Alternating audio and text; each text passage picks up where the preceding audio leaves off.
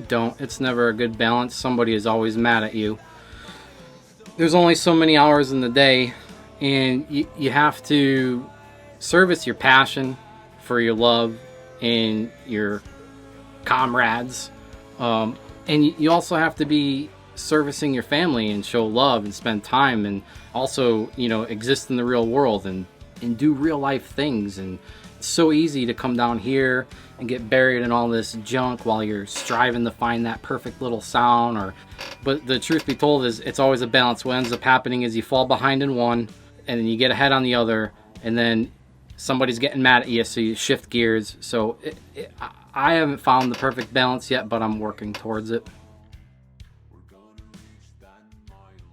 No. Gonna reach that milestone. Parker fly.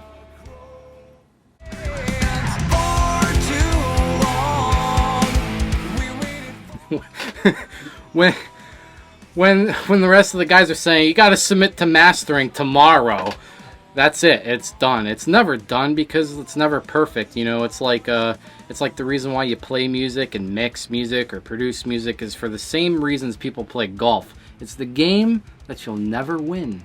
You'll never win. It'll never be perfect. And what just ends up happening is you get to the last hole, or it's the end of time. You know, you're out of time. Whatever the case may be, it's never done. Are you repeating the risk? 'Cause I was taking even more on it. Yeah, absolutely. They do everything at least once wrong, and then if they get it right the second time, they're going to do it right 15 more times after that, just so we can really lock it down and feel comfortable with what you're doing. Because, you know, in order to really sell it, you got to really know it and live it and love it. And you know, when you're improvising in the studio, you come up with some great ideas, etc. But, you know, to really sell it, you got to really live it and know it and deliver it. So yeah, we do take after take after take and really burn it in until it's perfect. Left with nothing. So many. I left you on the other side. I like Mind's Eye. That composition is pretty neat. Some cool things going on in that. I really like how in the first verse the guitar is carrying like the rhythm melody, if you will, and it swaps with the bass. So if you notice that the bass and the guitar swap roles from first verse to second verse. I also like it because that middle section has just like this crazy like jam out section that is just wild with like the conga sounds and the drum groove and the bass. Oh my god, the bass sound, like the bass part is like a never repeating evolving loop that I have to actually like play along with the first time it goes through, and every time I'm going through it, like I'm crunching it in my head because I'm like I can barely remember it.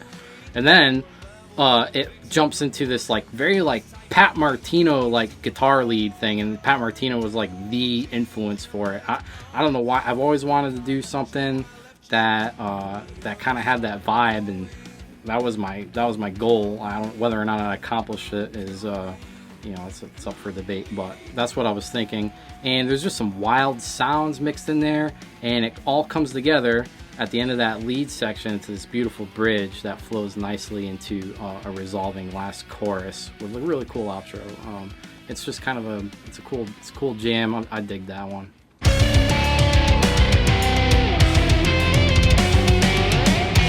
So while we were actually writing this record, it wasn't while I was playing guitar, and while I wish I could say it was from bow hunting in deep woods of Indonesia or something exotic like that, I can't. I was simply pulling up my socks, and my finger, my ring finger on my left hand, the fretting hand, just made this loud, terrible snapping sound, and I looked down and it was just, you know, stuck in the bent position. It wasn't very comfortable. I had to, you know, get it splinted and keep it in the splint for like 6 months, 8 months or something like that. And the long short of it is I wasn't able to play guitar for a year. So, you know, while I was writing the riffs for this record, I was doing it with like 2 fingers and a thumb, and, you know, that kind of explains some of the why the riffs are the way they are, and some of the solos. Actually, the Senses solo is kind of because I was playing it with 1 finger down, and it's what's kind of a shame is I've kind of adapted that and it's kind of stuck with me. So it is what it is.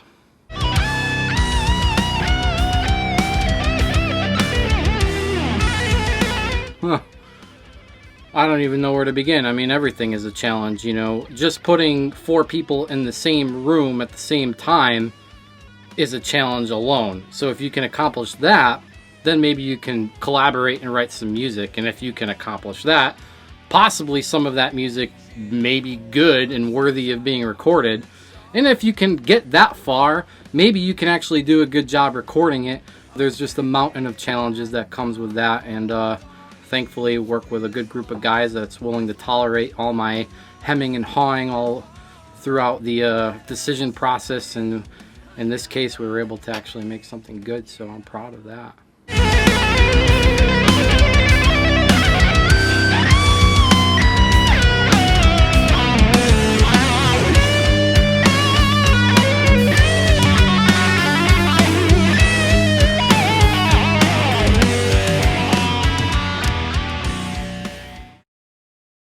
Woo! Yeah, Greg's could be on. We could shut it You off betcha!